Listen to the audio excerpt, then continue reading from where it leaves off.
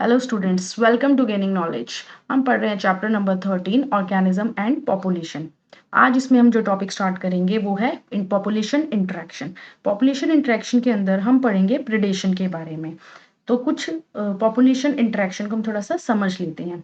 देखो, population interaction जैसे हमें नाम से समझ में आ रहा है कि पॉपुलेशंस जो हैं वो आपस में इंटरेक्ट कर रही हैं। ठीक है, इसको हम एक एग्जाम्पल से समझते हैं। जैसे कि मान लेते हैं कि एक हैबिटेट है जिसमें सिर्फ प्लांट की स्पीशीज प्रेजेंट है और कोई स्पीशीज प्रेजेंट नहीं है, यानी कोई एनिमल ह्यूमन कुछ भी नहीं है, सिर्फ और सिर्फ प्लांट है। ठीक है, अब क्या होगा कि प्लांट को कुछ ना कुछ तो चाहिए होता है। जैसे कि प्लांट क्या करेगा, फोटोसिंथेसिस करेगा। फोटोसिंथेसिस के थ्रू उसके पास जो एनर्जी होगी उसको कोई यूज ही नहीं करने वाला होगा, उसको प्लांट को कोई खाने वाले एनिमल हर्बीवोर्स होंगे ही नहीं, तो उसकी वो जो एनर्जी है वो तो वेस्ट हो जाएगी। ओके, सो एनर्जी प्लांट की वेस्ट हो जाएगी। एक तो ये चीज हो जाएगी। दूसरी चीज क्या हो जाएगी, प्लांट को के सॉइल में जो माइक्रोब्स प्रेजेंट होते हैं, प्लांट की सॉइल में माइक्रोब्स प्रेजेंट होते हैं, ये माइक्रोब्स क्या करते हैं, जो ऑर्गेनिक मैटर होता है उसको कन्वर्ट करते हैं इनऑर्गेनिक न्यूट्रिएंट्स में। किसमें कन्वर्ट करेंगे, इनऑर्गेनिक न्यूट्रिएंट्स में। ओके, अब ये जो इनऑर्गेनिक न्यूट्रिएंट्स हैं इनको प्लांट क्या करता है, अब्जॉर्ब कर लेता है। ठीक है, अब जब माइक्रोब्स नहीं होंगे तो ऑर्गेनिक मैटर जो है वो इनऑर्गेनिक न्यूट्रिएंट्स में कन्वर्ट ही नहीं होगा और अब्जॉर्प्शन हो ही नहीं पाएगा प्लांट्स के थ्रू, है ना। तीसरी क्या चीज हो जाएगी, अगर सिर्फ प्लांट की स्पीशीज प्रेजेंट है, प्लांट्स क्या करते हैं, ऑक्सीजन को छोड़ते हैं और कार्बन डाइऑक्साइड लेते हैं। लेकिन अगर भी कोई एनिमल ह्यूमंस नहीं होंगे तो कार्बन डाइऑक्साइड प्लांट को कैसे मिलेगी, यानी कार्बन डाइऑक्साइड जो है वो प्लांट के लिए जो है बहुत टफ हो जाएगी उस केस में, यानी उसके लिए कार्बन डाइऑक्साइड का स्ट्रगल हो जाएगा, क्योंकि और तो स्पीशीज होंगी ही नहीं, है ना। तो ये भी एक चीज हो जाएगी। इसके साथ में पॉलिनेटर्स जो होते हैं वो भी क्या करते हैं, प्लांट में पॉलिनेशन करवाते हैं, है ना। अगर कोई और स्पीशीज प्रेजेंट ही नहीं है तो पॉलिनेटर्स भी नहीं होंगे, क्योंकि वो भी कोई तो जैसे इंसेक्ट वगैरह आ गए, है ना, तो पॉलिनेशन भी प्लांट में नहीं हो पाएगी। यानी यहाँ पर चार चीजें हमने देखी अगर प्लांट की स्पीशीज जो है सिर्फ अकेली प्रेजेंट है। पहली चीज क्या होगी, जो प्लांट फोटोसिंथेसिस करेंगे उसके थ्रू जो वो एनर्जी जो है उनके पास रहेगी वो वेस्ट हो जाएगी। दूसरा क्या होगा, सॉइल के अंदर जो माइक्रोब्स प्रेजेंट होते हैं वो ऑर्गेनिक मैटर को इनऑर्गेनिक न्यूट्रिएंट्स में कन्वर्ट करेंगे और वो इनऑर्गेनिक न्यूट्रिएंट प्लांट अब्जॉर्ब कर लेगा। तो यहाँ पर क्या होगा, माइक्रोब्स ही नहीं होंगे तो इनऑर्गेनिक न्यूट्रिएंट प्लांट अब्जॉर्ब कर नहीं पाएगा। तीसरा क्या होगा, कार्बन डाइऑक्साइड। कार्बन डाइऑक्साइड जो है वो प्लांट्स के लिए जो है वो बहुत डिफिकल्ट हो जाएगी मिलना। क्यों मिलना डिफिकल्ट हो जाएगी, क्योंकि कोई और स्पीशीज प्रेजेंट ही नहीं है जो उनको कार्बन डाइऑक्साइड दे सके। तीसरा क्या है, पॉलिनेशन जो है वो बहुत टफ हो जाएगी, क्योंकि वहां पे पॉलिनेटर्स ही नहीं होंगे प्रेजेंट। तो कहने का मतलब ये है कि कोई भी स्पीशीज अगर आइसोलेशन है, सिर्फ अकेली है, तो उसका सर्वाइवल बहुत ज्यादा डिफिकल्ट हो जाएगा। ठीक है, ये चीज हमने इसमें एक एग्जाम्पल के थ्रू समझी। हम इसमें पॉपुलेशन इंटरेक्शन में किस टाइप की इंटरेक्शंस पढ़ेंगे, इंटरस्पेसिफिक इंटरेक्शंस।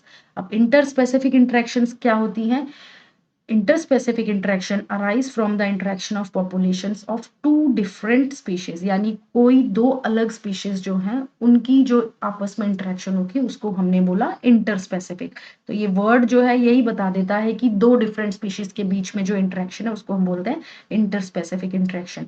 अब इसमें जो हम इंटरेक्शंस पढ़ेंगे वो तीन टाइप की होंगी। जैसे कि जो प्लस साइन है वो शो कर रहा है बेनिफिशियल, यानी जो भी ऑर्गेनिजम्स के बीच में इंटरेक्शन होंगी उन दोनों को ही इसमें फायदा होगा। माइनस साइन यानी जिसको हम बोलते हैं डेट्रीमेंटल, इसमें क्या है कि अगर दो ऑर्गेनिजम्स के बीच में एक को या तो हार्म होगा यानी नुकसान पहुंचेगा। माइनस साइन क्या बता रहा है कि उस एक ऑर्गेनिज्म को हार्म हो सकता है या दोनों को हार्म हो सकता है। तीसरा जो आता है इसमें जीरो न्यूट्रल, यानी इसमें क्या बता रहा है कि जब इंटरेक्शन होगी दो ऑर्गेनिजम्स के बीच में तो उनमें से ना तो किसी को फायदा होगा ना किसी को नुकसान होगा, वो हो जाएगी न्यूट्रल। अब इस फिगर के थ्रू हम इंटरेक्शंस देखते हैं, कौन कौन सी इंटरेक्शंस होती हैं। सबसे पहला देखेंगे हम म्यूचुअलिज्म के बारे में। म्यूचुअलिज्म में क्या है कि दो स्पीशीज हैं, दोनों को ही बेनिफिट हो रहा है, यानी दोनों को ही फायदा हो रहा है, किसी को भी हार्म नहीं हो रहा और किसी को भी ऐसा नहीं कि कोई फायदा नहीं हो रहा। तो म्यूचुअलिज्म में दोनों ही स्पीशीज को बेनिफिट होता है। दूसरी जो इंटरेक्शन आती है वो है कंपटीशन। कंपटीशन में क्या हो रहा है, आपस में 2 स्पीशीज़ कोई भी रिसोर्स जो है, जो लिमिटिंग है, कम है, उसके लिए आपस में कम्पीट कर रही हैं। तो यहाँ पर क्या है, दोनों को ही जो है वो हार्म हो रहा है, क्योंकि आपस में कॉम्पिटिशन हो रहा है, दोनों एक-दूसरे के लिए नुकसान पहुँचा रही है एक-दूसरे को। ओके, तो ये हो गया कॉम्पिटिशन। तीसरा है प्रिडेशन। प्रिडेशन में क्या है, एक को तो बेनिफिट है, लेकिन दूसरे को जो है वो हार्म हो रहा है। ठीक है, सो ये हो गया प्रिडेशन। और प्रिडेशन की तरह पैरासिटिज़म भी है। पैरासिटिज्म में भी क्या है, एक को तो बेनिफिट हो गया और दूसरे को जो है वो हार्म हो गया। और उसके बाद जो है वो है कमेंसलिज्म। कमेंसलिज्म में क्या है, एक को बेनिफिट यानी फायदा होगा और दूसरे के ऊपर कोई असर नहीं पड़ेगा। अमेंसलिज्म, कमेंसलिज्म ये दोनों थोड़े से एक दूसरे के अपोजिट है। अमेंसलिज्म में क्या है, एक को जो है वो हार्म होगा और दूसरे को जो है वो कोई फर्क नहीं पड़ेगा। तो इस तरह से यहाँ पर जितनी भी इंटरेक्शंस है ये आपको ध्यान रखनी है। जैसे म्यूचुअलिज्म क्या हुआ, दोनों ही स्पीशीज को बेनिफिट। कॉम्पिटिशन क्या होगा, दोनों ही स्पीशीज जो है उनको हार्म होगा। प्रिडेशन क्या होगा, एक को जो है बेनिफिट होगा, दूसरे को हार्म होगा। पैरासिटिज्म में क्या होगा, एक को बेनिफिट होगा, दूसरे को हार्म होगा। कमेंसलिज्म में क्या होगा, एक को तो बेनिफिट होगा, दूसरे को कोई फर्क नहीं पड़ेगा, यानी न्यूट्रल होगी दूसरी स्पीशीज। अमेंसलिज्म में क्या होगा, एक को तो जो है वो हार्म होगा और दूसरी वाली न्यूट्रल रहेगी। ठीक है, सो ये हो गई डिफरेंट टाइप्स ऑफ इंटरेक्शंस।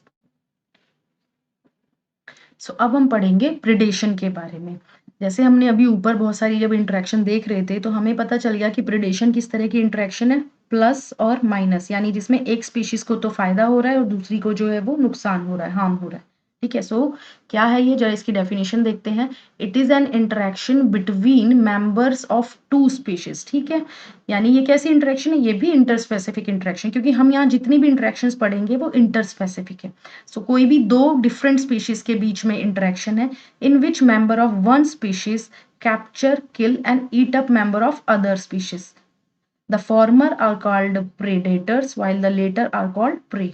ठीक है, सो इसमें प्रेडेटर्स को हमें जानना है सबसे पहले। तो प्रेडेटर्स क्या होते हैं, जो एक स्पीशीज को पकड़ के मार देंगे। ठीक है, यानी जो खाएंगे जिस स्पीशीज को, उसको हम बोलेंगे प्रेडेटर।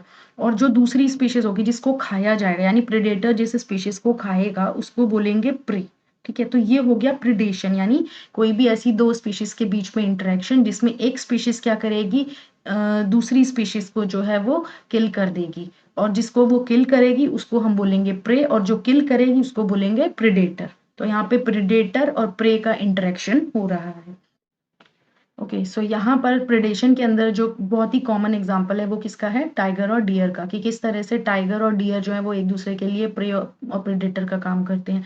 टाइगर जो है वो यहाँ पे प्रिडेटर है और डियर जो है वो उसका प्रे है। ठीक है, तो ये हो गया टाइगर और डियर का एग्जाम्पल प्रिडेशन के अंदर। सो अब पढ़ेंगे रोल ऑफ प्रेडेटर्स के बारे में।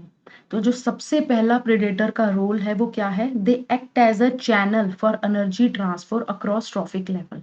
ठीक है, यानी क्या कह रहा है ये, कि जो प्रेडेटर्स होते हैं वो एनर्जी का ट्रांसफर के लिए एक चैनल का काम करते हैं। कैसे करते हैं, जैसे कि हम देखते हैं कि जो प्लांट्स हैं वो प्राइमरी प्रोड्यूसर्स आ गए। ओके, फिर उसके बाद जो है वो प्लांट जो है वो प्राइमरी प्रोड्यूसर आ गए, फिर उसके बाद कंज्यूमर आ गए, प्राइमरी कंज्यूमर, फिर उसके बाद सेकेंडरी कंज्यूमर, टर्शरी कंज्यूमर। तो इस तरह से क्या हो रहा है, प्लांट से एनर्जी थोड़ी सी ट्रांसफर होगी उनके नेक्स्ट प्राइमरी कंज्यूमर में, फिर उसके बाद secondary consumer, then tertiary consumer में। इस तरह से एनर्जी का जो होगा वो क्या हो जाएगा, ट्रांसफर हो जाएगा। ओके, तो यहाँ पर एनर्जी यहाँ पर ट्रांसफर हो जाएगी। तो यहाँ पर क्या हो रहा है, प्रिडेटर्स के पास जो है वो एनर्जी पहुंचेगी, जैसे कि प्लांट्स को जो खाएंगे हर्बीवोर्स वो उनके प्रिडेटर हो गए। अब वहां से एनर्जी किसको, जो हर्बीवोर्स को खाएंगे उन प्रिडेटर्स के पास एनर्जी पहुंचेगी। और फिर उसके बाद उन जो सेकेंडरी कंज्यूमर्स हो गए उनको जो टर्शरी कंज्यूमर्स खाएंगे वो उनके प्रिडेटर्स हो जाएंगे, तो उनके पास एनर्जी ट्रांसफर होगी। तो कहने का मतलब क्या है कि जो प्रिडेटर्स है वो एक चैनल का काम कर रहे हैं जो एनर्जी को ट्रांसफर करवा रहे हैं। ओके, तो ये इसका पहला रोल हो गया। दूसरा जो रोल है प्रेडेटर का वो क्या है, they keep pray population under control. यानी कि अगर प्रे की पॉपुलेशन बहुत ज्यादा हो जाएगी और मान लो प्रेडेटर नहीं है तो क्या होगा, इकोसिस्टम में अनस्टेबिलिटी क्रिएट हो जाएगी। ठीक है, तो इसलिए प्रेडेटर्स क्या करेंगे, प्रे को खा लेंगे, तो जिसकी वजह से क्या हो जाएगा, प्रे की पॉपुलेशन कंट्रोल में आ जाएगी, बहुत ज्यादा नहीं होगी। अब इसको हम एक और एग्जाम्पल से समझेंगे। क्या है एग्जाम्पल, ऑस्ट्रेलिया में 1920 के अराउंड, अर्ली 1920 में ऑस्ट्रेलिया के अंदर ऑस्ट्रेलिया, ओके। तो ऑस्ट्रेलिया में 1920 के अंदर क्या हुआ था, कैक्टस जो है वो वहाँ के लिए एक एक्सोटिक स्पीशीज थी। एक्सोटिक स्पीशीज का मतलब हो गया जो कहीं और से लाई गई, ठीक है। तो ये एक एक्सोटिक स्पीशीज थी जो कहीं और से ऑस्ट्रेलिया में लाई गई थी। अब क्या हुआ, धीरे धीरे कैक्टस ने क्या किया, चारों तरफ फैलना स्टार्ट कर दिया, यानी जितनी भी जो उनके पास काफी जो लैंड थी उसमें बहुत ज्यादा अमाउंट में कैक्टस ही कैक्टस प्रेजेंट हो गई। लेकिन ये बाहर से लाई गई थी तो इसको कंट्रोल करने का उनको तरीका पता नहीं था, ठीक है। तो अब धीरे धीरे उनको जैसे तैसे करके क्या पता चला कि इसको कंट्रोल करने के लिए एक मॉथ होता है जिसका नाम होता है कैक्टोब्लास्टिस कैक्टोरम। ये एक मॉथ होता है, ये इसका क्या है, प्रेडेटर है। किसका प्रेडेटर है, ये कैक्टस का प्रेडेटर है। तो ये उन्होंने उस लैंड में डाल दिया और फिर धीरे धीरे कैक्टस की पॉपुलेशन अपने आप में कंट्रोल हो गई, ठीक है।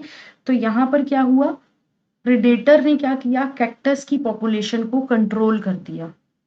और यही हमने दूसरा रोल पढ़ा है, यानी प्रेडेटर्स क्या करते हैं, कैक्टस की पॉपुलेशन को कंट्रोल में रखते हैं।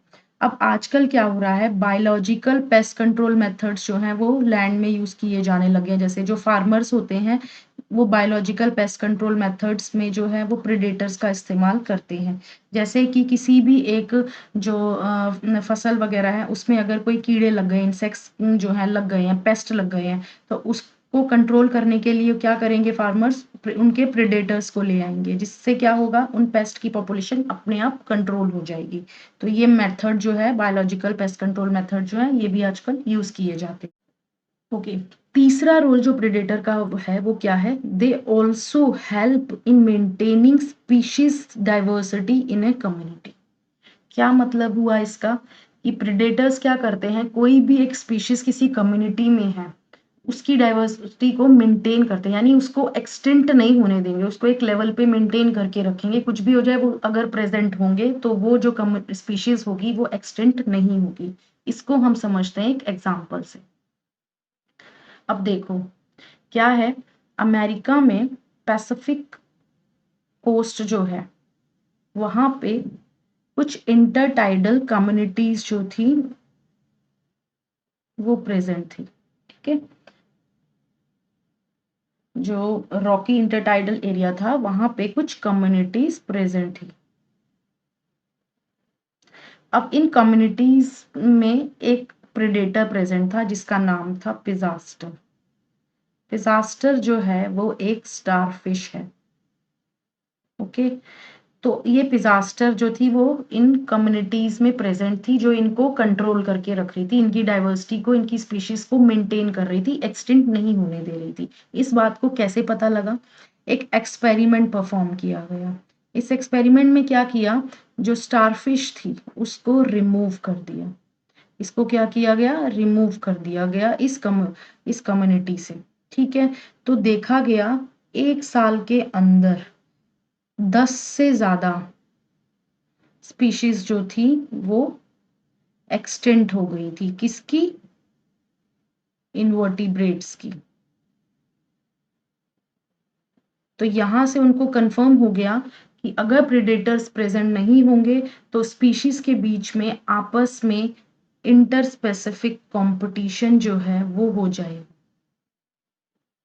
किस चीज के लिए कंपटीशन होगा, कोई भी जो रिसोर्स है, फूड है, स्पेस है, जो लिमिटिंग कम रिसोर्स प्रेजेंट होगा, कोई एक ऐसा रिसोर्स, कोई भी एक ऐसा फूड जो कम अमाउंट में है और उसमें दोनों ही स्पीशीज आपस में उसके लिए कम्पीट करेंगी, तो उनमें से कोई एक ही जो है वो जीतेगी और एक जो है वो हार जाएगी और फिर वो एक्सटिंक्ट हो जाएगी।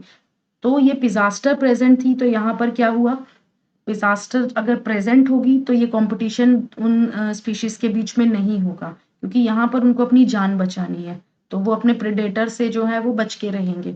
तो इसलिए वो एक आध दिन थोड़े मतलब अपना फूड या जो भी उनको रिसोर्स नहीं मिल रहा उसके बगैर भी रह लेंगे, क्योंकि उनके लिए उनकी जान जो है वो ज्यादा है। पर अगर उनका प्रेडेटर नहीं होगा तो वो खुल के कॉम्पीट करेंगे और उनमें से कोई एक स्पीशीज पूरी तरह से एलिमिनेट हो जाएगी और एक जो है वो बच जाएगी। यानी कहने का मतलब ये हुआ कि अगर प्रेडेटर्स प्रेजेंट नहीं होंगे तो स्पीशीज जो है वो एक्सटेंट हो सकती है, यानी ये स्पीशीज की डाइवर्सिटी को मेंटेन करने में हेल्प करती है।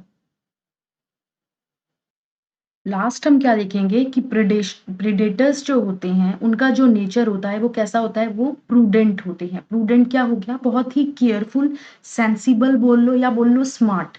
क्यों? क्योंकि उनको पता है कि अगर उन्होंने अपने प्रे को बहुत ज़रूरत से ज़्यादा खा लिया तो एक टाइम के बाद उनकी प्रे की पॉपुलेशन तो खत्म हो जाएगी, और अगर प्रे की पॉपुलेशन खत्म हो जाएगी तो उनको भी खाने के लिए कुछ नहीं मिलेगा और धीरे धीरे वो भी फूड की कमी की वजह से एक्सटिंक्ट हो जाएंगे। इसलिए प्रेडेटर्स जो होते हैं वो प्रूडेंट होते हैं। ठीक है, बहुत ज्यादा एफिशिएंट नहीं होते, प्रूडेंट होते हैं, यानी बहुत स्मार्ट और सेंसिबल, केयरफुल होते हैं। ठीक है,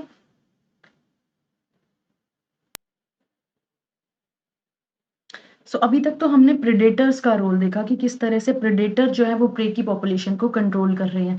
लेकिन अब हम देखेंगे कि प्रे जो है उनके अंदर ऐसा क्या स्पेशल मैकेनिज्म है जिससे वो अपने आप को बचाएंगे प्रेडेटर्स से। ठीक है, तो यहाँ हम प्रे के बारे में देखें, जिसमें सबसे पहला प्रे जो है वो क्या करते हैं, कैमोफ्लेज करते हैं। कैमोफ्लेज क्या होता है, जैसे कि some species are cryptically colour to avoid being easily detected by predators.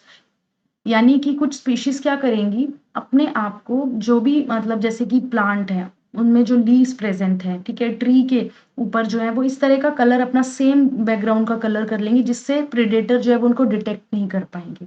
जैसे एग्जांपल इसमें क्या दिया हुआ है, इंसेक्ट्स एंड फ्रॉग्स। अब यहाँ पर देख रहे हैं कि ये एक ट्री है जिसके ऊपर एक लीफ बना हुआ है। अब ये लीफ नहीं है, ये क्या है, इंसेक्ट है। तो इस इंसेक्ट को जो है प्रेडेटर जो है वो पता ही नहीं लगा पाएंगे। ठीक है, तो इस तरह से ये कैमोफ्लेज करते हैं, इसी को हम बोलते हैं कैमोफ्लेज। अब यहाँ पर फ्रॉग दिया हुआ है कि फ्रॉग क्या कर रहा है, बिल्कुल ट्री जैसा ही दिख रहा है, तो यहाँ पे भी प्रेडेटर उसको डिटेक्ट नहीं कर पा रहा है, यानी इसको भी हम क्या बोलेंगे कि फ्रॉग ने क्या किया, कैमोफ्लेज कर लिया। तो इंसेक्ट्स एंड फ्रॉग क्या करते हैं, कैमोफ्लेज करते हैं।